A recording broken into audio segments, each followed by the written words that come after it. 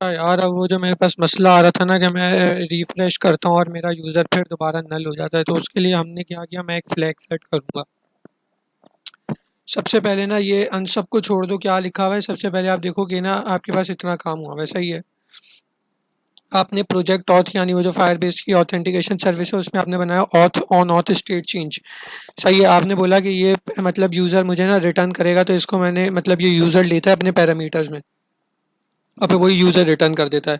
अच्छा, और उसमें जब जब भी मेरे pass on auth state change होगा तो एक डिस्पैच चलेगा जिसमें ऑथ इज़ रेडी और पेलोड यूज़र होगा। अच्छा, अब दरअसल ऑन ऑथ स्टेट चेंज होता गया है भाई। तो ऑन ऑथ स्टेट चेंज तब तब चलता है जब जब आपका यूज़र या तो लॉग इन हो या लॉग आउट हो। सही है। तो फॉर एग्जांपल आपका यूज़र यहाँ पे क्या होता है, यूज़ इफेक्ट है ना मेरे पास। सही है। अच्छा, पहली बात ये भी आती है कि मैंने इसको यूज़ इफेक्ट में क्यों डाला। तो जब जब मेरी एप्लीकेशन लोड होगी, कंपोनेंट रेंडर होने से पहले मेरे पास यूज़ इफेक्ट चलेगा। यूज़ इफेक्ट में मेरे पास होगा क्या, यूज़ इफेक्ट में मेरे पास ये होगा कि वो देखेगा कि क्या स्टेट चेंज हुई हुई है, मतलब ऑथेंटिकेशन स्टेट चेंज हुई हुई है, साइन इन हुआ हुआ है, लॉग आउट हुआ हुआ है। जब जब कंपोनेंट री रेंडर होगा, काम सबसे पहले ये हो रहा होगा। सही है। अगर तो स्टेट चेंज हुई हुई है तो ये फंक्शन डिस्पैच कर दो। सही है। और इस फंक्शन में हो क्या रहा है, इस फंक्शन में ये हो रहा है कि ऑथ इज़ रेडी है, यानी ऑथ रेडी हुई हुई है। सही है। यानी ये स्टेट हुई हुई है मेरे पास, और उसके अलावा क्या है कि यूज़र में मेरे पास ये यूज़र आ रहा है जो इसको मिलता है। सही है। जाहिर है जब स्टेट चेंज हुई होगी तो इसको यूज़र मिलेगा, लॉग आउट कर दूंगा तो इसको यूज़र नल मिलेगा, साइन इन करूंगा तो जो यूज़र होगा इसके पास वो यूज़र आ रहा होगा। तो ये वाला यूज़र दे दो और ऑथ इज़ रेडी को कर दो ट्रू। अब इसका मतलब क्या है, देखो भाई, ऑथ इज़ रेडी का ट्रू जो है ना वो मैं यहाँ पे नैव बार में वो ऐप में यूज़ करूँगा कि मुझे क्या क्या ऊपर जो है ना लॉगिन साइन अप दिखाना है या नहीं दिखाना। तो ऑथ इज़ रेडी ट्रू होगा तो मैं लॉगिन साइन अप नहीं दिखा रहा हूँ। खैर, वो भी हम देखते हैं। तो मतलब थोड़ा डिले आता है ना, उसको हैंडल करना होगा। अच्छा, तो ये जो है मेरे पास अब ये अनसब्सक्राइबर क्या है, अनसब्सक्राइबर का दरअसल यहाँ पे ये सीन है कि भाई ये यूज़ इफेक्ट ना मुझे सिर्फ एक बार चलाना है पहली दफ़ा, उसके बाद ये जब जब स्टेट चेंज होगी ना तब ना चले। ये सही है। जब पहला रेंटर होगा ना तब यूज़ इफेक्ट चलेगा।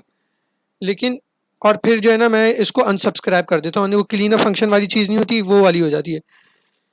यानी क्या होता है कि मेरे पास ये क्लीन अप फंक्शन वाला काम इस तरीके से कि ना ये मैं इसकी सर्विस को अनसब्सक्राइब कर देता हूँ इसी के फंक्शन के अंदर। तो पहली बारी में तो ये चल जाएगा, ये खुद ही इन्वोक हो जाएगा।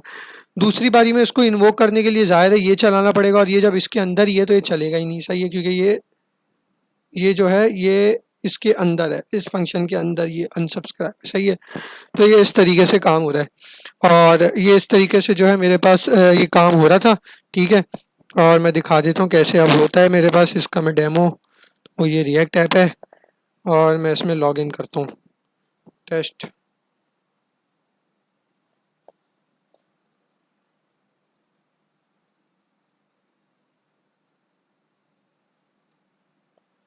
तो ये देखो मैंने लॉग इन की, अब मैं रिफ्रेश करूँगा अभी भी रहेगा।